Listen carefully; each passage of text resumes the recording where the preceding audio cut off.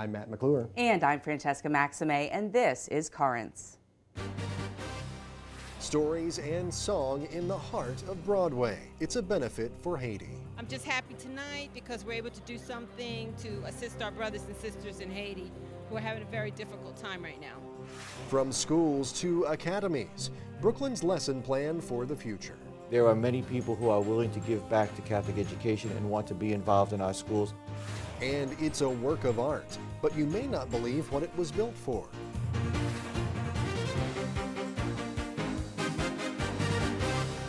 Well, good evening. Thank you so much for joining us tonight. 3 weeks after the devastating earthquake in Haiti, the relief effort still has a long way to go. That according to a UN official. Emergency Relief Coordinator John Holmes says the priority now is providing shelter to an estimated 1 million homeless on the island nation. And meanwhile, a pastor is defending church members accused of trying to kidnap Haitian children. Assistant Pastor Drew Ham of Central Valley Baptist Church in Meridian, Idaho, said this morning that based on the information they have, they wouldn't do anything different. But Haitian officials say the workers may be sent back to the U.S. to stand trial on kidnapping charges. Well, back here in the U.S., relief efforts have taken on many forms. And last night, I had a chance to check out a unique benefit in the heart of Broadway.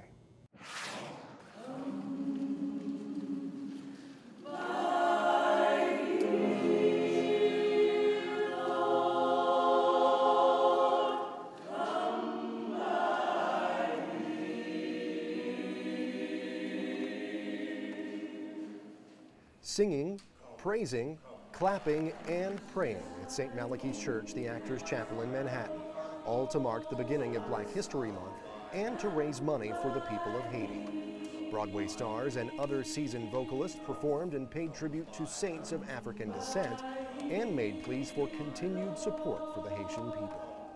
Ladies and gentlemen, do not take us lightly.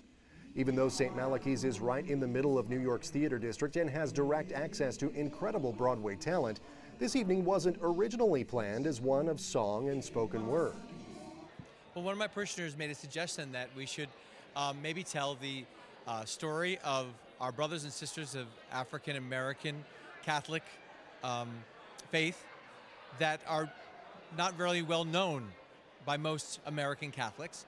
And so she actually wanted to do images of icons and little stories next to the pictures. And so I said, well, why don't we get the author of the book that you read? Why don't we have a choir come? And this all became this wonderful event tonight at that one suggestion, and she worked so hard to make it happen. Well, the book that the pastor was talking about is called African Saints, African Stories. The author, Camille Lewis Brown. She was here tonight talking about many different African saints. One that was dear to her heart is someone who is on the way to sainthood right now, Haitian and New Yorker, Venerable Pierre Toussaint. Every time I come to New York, I go to St. Patrick's Cathedral, and I've never been able to go into the crypt. Today I went to Mass there, and I just shared with the priest and the sacristan that I would love to go into the crypt, and they allowed me to go down for prayer. And that was a special part of the day and a special part of my visit to New York. It was very appropriate that we talked about him tonight. We prayed for his canonization. I think that's coming about. I think we should get ready for an American saint. I'm just happy tonight because we're able to do something to assist our brothers and sisters in Haiti who are having a very difficult time right now. I don't know really what it is about that song, but even as I'm singing it, I feel like I get more stirred up and I want to fight for something. The lyric is just absolutely amazing.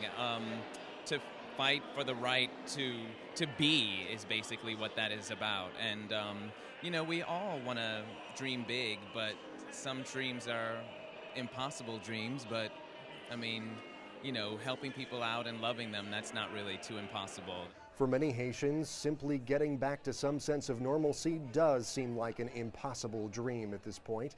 But the message on this night was there is hope. We take a lot of things for granted what we have here, and you know, I just don't want to ever rest on that. I always want to give, and so I'm very, very, very glad to be part of something like this. The country before the earthquake was in such disarray, you know, and then to have such a devastating blow now, it is a call to attention. Like, something needs to be done. So what little bit we can do here, will certainly go as far as it can, and hopefully we can continue to do more things. And these performers are hoping to bring some hope and joy to Haitians. Jesus, you're the son of my joy, which will bring up your inner self to pray for the people in Haiti. And it's just the words that say that Jesus, you're the son of my joy. And to give that feeling to this occasion, that's what really touched me this evening. This gift of love from up above, God, let it be, let it be.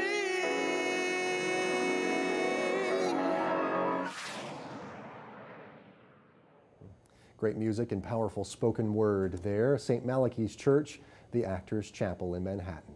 And that's not the only artistic endeavor aimed at helping Haiti. Well, Celine Dion, Wyclef Jean, Tony Bennett, we even have little ones like Justin Bieber, Kanye West, Lil Wayne, some rappers in there too. They were among the many artists who gathered last night in Los Angeles to re-record We Are the World.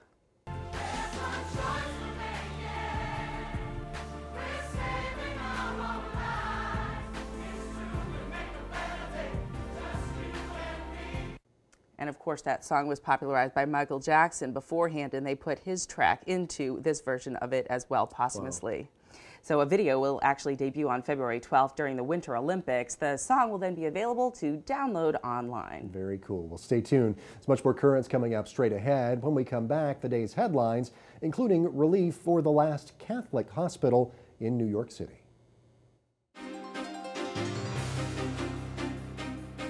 Welcome back to Currents. I'm Francesca Maxime. And I'm Matt McClure. Coming up later, everything old is new again, making a pope's tomb shine. But first, let's have a look at the day's headlines. Life support for St. Vincent's Hospital. Governor David Paterson has given the go-ahead for the state to loan the troubled hospital $6 million so it can meet payroll. The Daily News reports Paterson will meet with the hospital board and management Wednesday to see if there are ways the hospital can restructure and move forward. Last week, patients and staff protested the possible takeover and closure of St. Vincent's emergency services. The hospital is $700 million in debt.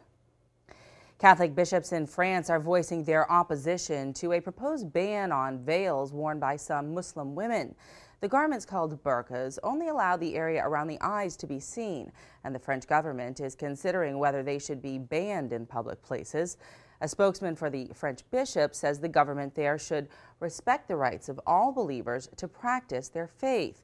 But French President Nicolas Sarkozy has said that burqas should not be welcome in France because they suppress women's identities and turn them into prisoners behind a screen. Well, coming soon to a parish near you, a new translation of the Mass. The Vatican is now in the final stages of reviewing the new English translation of the Church's liturgy. At a meeting late last week, an international group of bishops met to discuss changes to the Roman Missal. Bishops have said that the goal of the new translation is to make the Mass more understandable and truer to the original Latin. Reports say the new translation could be in use at parishes by the beginning of Advent 2011. A pro-life commercial featuring college football star Tim Tebow that is set to air during this year's Super Bowl broadcast has sparked quite a bit of controversy. Despite calls for the ad to be banned, Tebow is getting support from thousands of fans online. Reports say more than 50,000 people have left supportive comments on the website blockhardfortebow.com. The site was set up by the pro-life group the Susan B. Anthony List. The evangelical group Focus on the Family funded the commercial, and that organization's president and CEO defended the ad last night on CNN's Larry King Live. Well, we wanted to say two things, that both Pam and Tim's life were at risk, and they said, no, we don't want you to say that. So, we're down to very simple 30-second comment, and again, I understand Terry's concern. What we want to do is lift up the other side of the equation. There is an awful lot of energy that's given to the abortion side of this debate. Very rarely do we say, hey, let's celebrate a woman who has chosen life for her child, and that's what we're trying to do here. Several women's groups, including the National Organization for Women and the Feminist Majority Foundation, have urged CBS to drop that advertisement. Pro-gay church leaders and activists are organizing an alternative to this year's National Prayer Breakfast in Washington, D.C. The American Prayer Hour will happen on Thursday, the same day as the National Prayer Breakfast, and it's being held to protest Uganda's anti-homosexuality bill. The event's organizers say the, quote, secretive fundamentalist group, The Family, which organizes the National Prayer Breakfast every year, has close ties to the Uganda bill. That bill would impose the death penalty for some gays and lesbians. And a recent survey of Protestant pastors named the Reverend Billy Graham the most influential living preacher. The 91-year-old evangelist has preached to more than 200 million people in 185 different countries. The survey, conducted by Lifeway Research, placed Atlanta pastor Charles Stanley and Saddleback Church pastor Rick Warren at number 2 and 3 on the list, respectively. Well, stay tuned. There's much more current straight ahead. Just ahead, same education with a new approach in Brooklyn's Catholic schools. Our goal is keeping parents who have their children in our schools knowledgeable of what is happening and making sure that they have a vital role in the formation of the academies.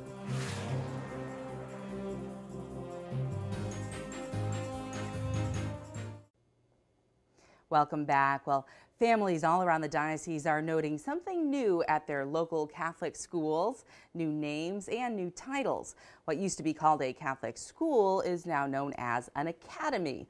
Well, what does that all mean?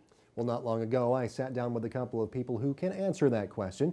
The Superintendent of Schools for the Brooklyn Diocese, Thomas Chadzutko, and the Secretary of Catholic Education and Formation, Sister Angela Gannon. We'll be checking with them all this week as part of Catholic Schools Week. And tonight, the topic is academies. We're talking once again with Tom Chadzutko, the Superintendent of Schools for the Diocese, and also Sister Angela Gannon, who heads up education, the Secretary of Catholic Education for the Brooklyn Diocese as well. Thank you both for being here once again on Currents. Thank you. Great. Talking today a little bit about the new academies that we're seeing. People, of course, seeing those pop up all around. Wanted to talk a little bit more about what the academies are, and kind of if the diocese is moving in that direction toward the more academy model instead of the, I guess, the parish-affiliated schools. Tom? Well, the academy model, the academies are still Catholic elementary schools. Sure. We are still dedicated to the Catholicity, providing quality Catholic education. And when we look at the academy model, it is different in the fact of the two-tier governance model. And people hear that often or read about it in the tablet. And what we have done with the two-tier governance model, specifically at the level of the Board of Directors, is to engage lay leadership in the running of our schools. Because in the model of a parish, the pastor and the principal work very well together, and that continues in many of our schools. In the academy model is now the Board of Directors overseeing and working collaboratively with the principal. And that's like what you see with a lot of nonprofit organizations. I mean, you have the, it's how nonprofit organizations are structured generally, is you have that board of directors working with the leadership in the school. That is correct. And I think as we see this leadership working with the school, we have the opportunity to identify additional resources. You know, the pastor and the principal work diligently, they work hard, and we need to always look for new resources. So having a person around the table with expertise in marketing, as Sister mentioned, that is critical because you have to get the good word out about the school, about the academy. Having a person with expertise in either grant writing, that's a new direction that we need to look for our schools because we need to avail ourselves to those resources. And then obviously the financial piece is critical. Absolutely. I mean, you can't have anything you know, going without the dollars coming in. You know. Exactly. Now, who exactly? Who makes up the board of directors? Who chooses the board of directors? How does that process kind of work? In the structure, the members, which are generally the host pastor and other people, Bishop Caggiano as the Vicar General serves as a member, and myself as the superintendent. We are the members. And we ask the pastor generally to identify key people who he thinks would be appropriate directors. We ask them to submit a resume, we discuss and look at their qualifications and make sure that we have what we call a well-rounded board. We want to have representation in finance, education, marketing, all of the key components. And in some places, we have worked with the academies to fill that void, if there were such a void, through the office of the superintendent.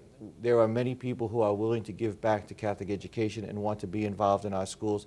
And we have been able to recruit and cultivate those people as additional directors to our schools. Right. Now, you were talking, as we were talking before we sat down for the interview here, that we're kind of in a time of transition toward that. I mean, are all the schools in the diocese eventually going to become academies?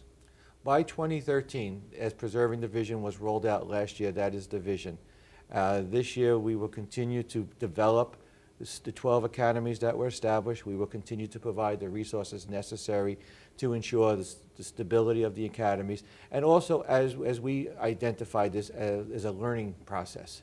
Because there are things that we will tweak along the way, there are changes that will be made, because it's a process of transition. So setting 2013 as the end date allows us for over the next 3 to 4 years to continue to cultivate the boards. Sure, sure. As far as parental involvement in all of this, I mean, have the parents really been involved during this time of transition? Our goal is to continue to involve. We need to develop resources to make sure. We're asking that in the academy model that there be an active homeschool association so the parents can be involved. In the formation of the subcommittees, we ask that parents be involved, that there be a voice.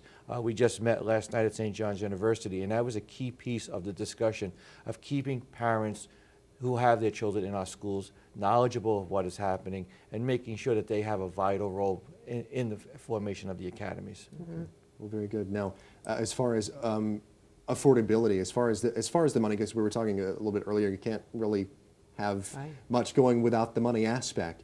As far as affordability for people, how do academies differ from traditional schools? Is there more of a cost benefit there for people? If we look at the cost of tuition, there is really no change between an elementary school and an academy. Right. People think that they hear the word academy, that the cost of tuition is going to go up. That is really the contrary. The tuitions have remained relatively the same. And as I indicated, there are a couple of the academies where new sources of funding have come in.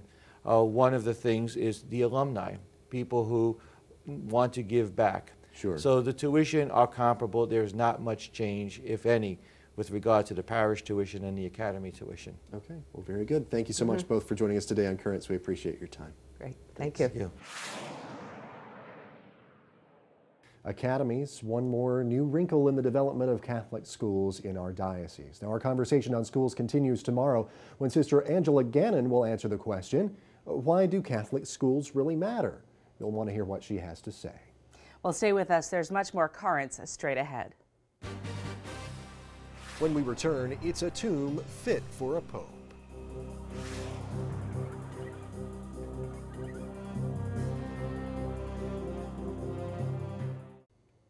Well, finally tonight, anybody who has ever visited the Vatican knows that it has some of the most spectacular art in the world. You can really spend weeks there and never even get a chance to see it all. Europe is like that in general, but certainly the Vatican for sure. And I know you've been there, so... Yes, it's gorgeous. I mean, it starts on the outside, you know, when you're looking at the architecture on the outside and all the sculptures, and then you go inside and you get to actually see all the paintings and the sculptures, and even just looking at the floors and all the mosaics and the marble. I mean, everything is artistic. It's so grand and so intricately detailed, I understand as well. Of course, I've never been there, but the only Rome I've ever been to is Rome, Georgia. But there is one. Not exactly quite the same. Yes, there is a Rome in Georgia. It's home to Shorter College, where several of my friends went to school. So that's the only Rome I've ever been to, but a very different Rome, a much more grand Rome we're talking about tonight. We'll see a rare, unique piece of art from Rome at the Vatican, and it's a tomb that's never even been used. After a 2-year-long restoration, this tomb is finally on display at the Vatican, and we have this first look from Rome Reports. In the history of the papacy, this bronze tomb is one of a kind. It was made in 1484 for Pope Sixtus IV. The most important Italian sculptor of the time, Antonio del Paiolo, took 9 years to finish it, yet it was never used as a tomb. Pope Sixtus IV was a Franciscan, and he wanted to be buried in a simple tomb. But it was his nephew, Cardinal Giuliano della Rovere, for Pope Julius II, who had this lovely but expensive tomb made. Around the Pope's figure, the artist carved the 7 cardinal virtues. He also carved the 10 allegories of art and sciences, including astronomy, dialectics, and music at the base of the monument. Thanks to the restoration, which lasted 2 years, restorers discovered the artist, who was not comfortable doing large-scale work, had many challenges. The first two he created, Rhetoric and Grammar, are very different from the last two, Philosophy and Theology. The artist sculpted all the elements that humanists had placed at the center of culture during those times, because the Pope was very cultured and sensitive. Next to the sculptures, the artist added 2 panels. The one that sits at the Pope's feet tells the life of the pontiff. The other, under the head of Sixtus IV, has his signature. In addition, the sculptor also carved oak branches, which identified the family of the Pope. The monument, which is also known as the Bronze Sistine Chapel, can be seen at the Museum of St. Peter's Basilica.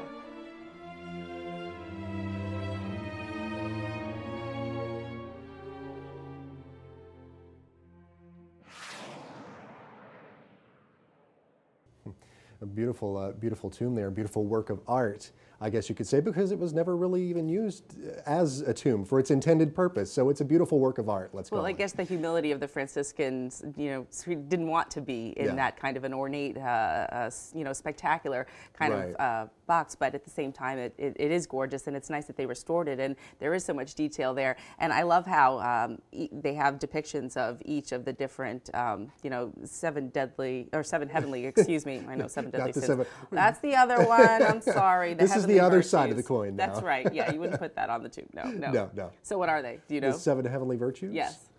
Pop quiz. One of them is charity. Uh-huh. I don't know. I know charity. There's I'll another give you all C. There's another C. No, caring? Chastity. Chastity. Okay. Well. There's another one that if you work really hard, if you're very hardworking. Diligence. Another one that you're going to have to be with me right now. If you take your time and you're very patient. Very good. Oh, well, that's one that I don't have. And one means you're very loving and giving, and you're very something to people, blank to people. I don't know. Begins with the K. Kindness. Kind. I'm like, all I could think of was craft. I don't know why. And I'm like, I guess I'm hungry. And the last one is humility. Okay. I give you that one. But these are good things to know. Little refresher on me for sure. I know, exactly. That's you great. Don't have to know them, but I really should. You should. Pop quiz to the guy who was raised a Baptist.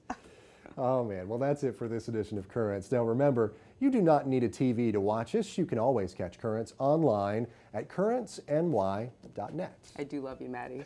I really do. Coming up tomorrow, it's not Christmas, it's Candlemas. Okay, what is that? We'll have the answer plus much more on tomorrow's edition of Currents. Until next time, thank you so much for watching and enjoying our little pop quiz tonight. I'm Francesca Maxime. And I'm Matt McClure. Thank you so much. Have a great night.